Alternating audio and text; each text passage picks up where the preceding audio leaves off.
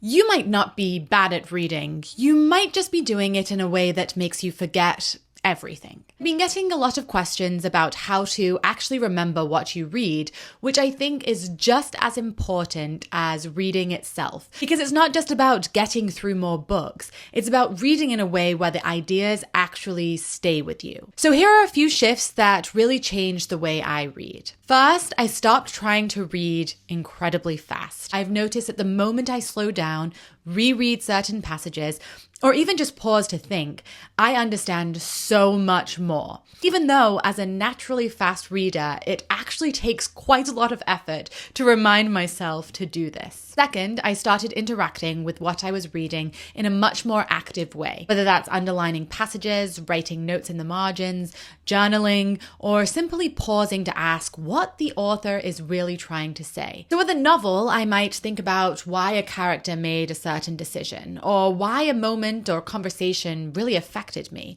Whereas with nonfiction, I'm asking what the core argument is, whether I agree with it, and how it connects to other things that I've learned. And then when I finish a book, I like to challenge myself to summarize it in just 3 sentences. Sounds simple, but really forces you to figure out what actually mattered. And I'll usually think about how I would describe it to a friend in a way that captures its essence. And finally, I try not to immediately move on, but instead to sit with what I've read for a little while, because that's often where the meaning and the memory really deepens. So I'd love to know what you do to remember what you read. Let me know in the comments.